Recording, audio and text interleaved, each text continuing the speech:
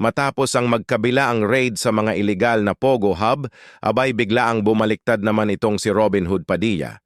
Aninya, malinaw na delikado ang mga ito sa seguridad ng bansa. Ang malaking tanong niya ay kung paano ito nakapasok at kung sino ang mga protektor nito ay dapat nang maalisan ng maskara. Clear and present danger na po yan para sa atin, ano? Naaalarma ang mga senador sa nakumpiska na pinaghihinala ang Chinese military uniforms sa ginalugad na Philippine Offshore Gaming Operator o POGO Hub sa Porac, Pampanga. Para kay Senator Robin Padilla, malinaw na may panganib ito sa mga Pilipino. Ngunit si Pangulong Ferdinand Marcos Jr. na anya at Armed Forces of the Philippines ang dapat magsalita kung may tuturing na itong banta sa national security. Ang dapat anyang tutukan ng mga otoridad ang mga local official na nagkakanlong sa mga iligal na pogo sa Pilipinas. Paano nakakapasok yan dyan? Yun ang tanungin natin. Paano nakapagtayo yan dyan nang hindi nyo alam? My goodness gracious. Hindi ka lang pala pasikat. Bida-bida ka din pala. Patawarin niyo po ako. Ang pwede ko lang sabihin Ano sa ba inyo naman yan? ay ang pinakamahalaga sa lahat. Yung mga politiko na nagbibigay proteksyon dito sa mga illegal na pogo, dapat pong alisan ng maskara. Gusto rin mo na makita ni Senator Padilla ang plano sa mga mawawalan ng trabaho bago iban ang mga pogo sa bansa. Ayon kay Senate Deputy Minority Leader Rizon Tiveros, pinatutunayan niya ng mga nakitang Chinese military uniforms ang impormasyon mula sa intelligence agencies na may koneksyon ang mga pogo at mga dayuhang intelligence assets. Matagal na anyang nangangamba ang intelligence agency sa mga pogo, kaya dapat na anyang ipag-utos ng Pangulo ang total ban sa mga ito. Maghahain din ng senadora ng panukalang batas na layong ibasura ang batas na nagpapato ng buwis sa mga pogo. Peke man o tunay ang mga nakumpiskang uniforme, para kay Senator Junggoy Estrada, hindi ito dapat baliwalain ng mga otoridad at alamin kung saan ito mismo ginagamit. Si Senator Sherwin Gatchalian naniniwala ring isa na itong malinaw na ebidensya na banta sa seguridad ng bansa ang mga pogo na naging daan-anya para makapasok sa Pilipinas, hindi lamang ang mga sindikato kundi pati na umano ang mga nais sirain ang gobyerno. Giit ng mambabatas, panibagong rason ito para ipagbawal na ng Administrasyong Marcos ang mga pogo sa Pilipinas. Umapela rin sa Senator Grace Poe na magkaroon na ng maayos na polisiya para tuluyan ng iban ang pogo sa bansa. Anya, magagamit sana sa pangangailangan ng bansa ang milyong-milyong piso na ginagastos ng gobyerno sa kada operasyon laban sa mga pogo kung tuluyan na itong ipagbabawal. Nanawagan naman sa Senator Lito Lapid na isama na ang ni-raid ng Pogo Hub sa Porac, Pampanga sa kasalukuyang investigasyon ng Senado sa mga pogo para anya magkaalamanan na kung sino ang nasa likod ng mga iligal na operasyon ng pogo sa bansa. Nakikinig naman ako sa PAGCOR at sa ating pamahalaan na kumikita ang Pilipinas dyan. Okay, pero hanggang hindi natin maisaayos, ang akin is suspinde muna. Ayusin muna. Itong si Amy Marcos, kapatid ni PBBM, ni Marcos Jr., sa halip na suportahan ang mga programa ng kanyang kapatid, ito pa yung numero unong kumukontra. Kasi sabi niya, malaki ang naitutulong niyan sa bansa. Anong malaking naitutulong? Napakarami ng krimen ang dala ng pogo na yan. Napakarami ng ebidensya. Threat na siya sa national security. Di ba? Imbes na agarang ban, suspensyon sa Philippine Offshore Gaming Operator o POGO ang rekomendasyon ni Senator Amy Marcos sa gitna ng panawagan ng kanyang ilang kasamahan na ipagbawal na ito sa Pilipinas. Para sa presidential sister, dapat ihayag ng Philippine Amusement and Gaming Corporation o PAGCOR ang plano nito para ayusin ang mga POGO. Sakaling hindi talaga kayang ituwid ang mga POGO, saka na lang anya paalisin ang mga ito sa bansa. Kinukumbina namin si Chairman Altenco, total barkada naman yan, na ipaliwanag sa atin, sa Senado, sa Kongreso, at sa buong mamamayan, kung ano talaga yung mga bagong patakaran dyan sa Pogo. Ako, hindi ako tutol sa Pogo o sa anumang mapapagkakitaan ng Pilipino.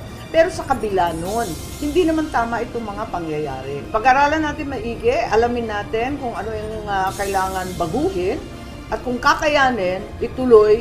On the other hand, kung lumabas na talagang hindi natin kaya i-regulate, katulad nung nangyari sa Isabong, ihinto na yan sa lalong madaling panahon. Doon sa mga bagay na dapat sinasang-ayunan niya, kumukontra siya. Dito naman sa dapat kumukontra siya, sumasang-ayon siya. Wala eh. Dispalinghado itong Marcos na to eh. Ha? Ha? Halimbawa, yung pag-serve ng arrest warrant kay Kibuloy, dapat siyang sumuporta doon dahil yan ay pagpapakita na no man is above the law. Kahit pa yan kaibigan ni Duterte, maganda yan.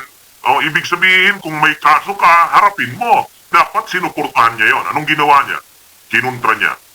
Ngayon na naman, yung sa issue sa China, okay naman yung ginagawa ng kapatid niya, kinukontra niya. Bakit nagpapasimula daw ng giyera? Delikado daw ang sitwasyon ng Pilipinas. Pero wala itong si Amy Marcos. Pagdating dito sa Pogo, na dapat niya namang kontrahin, sinusuportahan niya naman. Ang sabi niya, dapat daw dyan sa Pogo, suspension lang daw, hindi ban. Ayusin daw muna. Baka naman kayang ayusin pa yan. Kita niyo?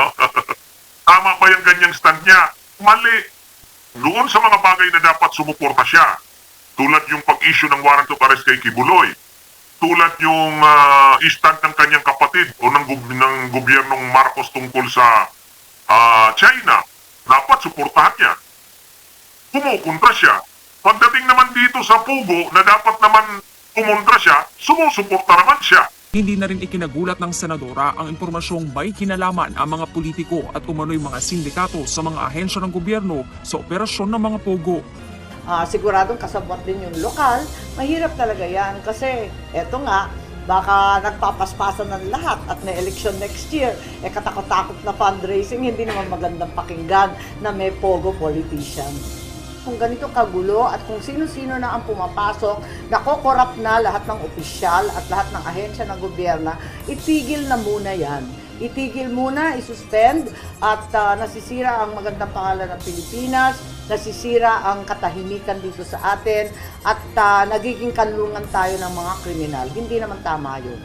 Kaya lang ito ngang si Amy Marcos, ang stand niya, huwag munang iban. Ayusin daw muna. Saka lang daw yan palayasin kung hindi maisaayos. Wala na yan, hindi na yan. Dapat na talaga yan, iba na yan. Ang stand kasi ni Amy, isuspindi muna, pag-aralan, ayusin. Kasi malaking tulong daw yan sa bansa. Talagang dispalinghado ang ang kaisipan nitong si Amy Marcos. Doon sa mga bagay na dapat siyang sumuporta, kumukontra siya. Dito sa mga bagay na dapat siyang kumukontra, sumusuporta siya. Hindi na dapat bigyan ng pagkakataon ng pogo na manatili pa. Dapat yan talagang ban. Itong si Amy Marcos, hindi ban. Suspension lang. Kasi baka daw maayos pa, ayusin muna. Sa ngayon, hindi pa anya nakakausap ng presidential sister si Pangulong Ferdinand Marcos Jr. tungkol sa issue. Kasabay ng pagdiriwang ng Araw ng Kalayaan, muling nanawagan ang ilang mambabatas kay Pangulong Marcos Jr. na manindigan na sa issue ng Pogo at tuluyan na itong paalisin sa bansa.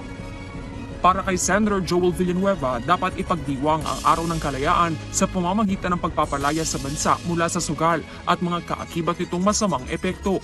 Wala rin anyang pinagbago ang mga problema sa mga pogo magmula pa taong 2016. Nanawagan ang mambabatas sa kanyang mga kapwa-senador na suportahan ang nakabinbing committee report na nagre-rekomenda ng pogo ban sa bansa at umaasang maisasalang na ito sa plenaryo sa lalong madaling panahon.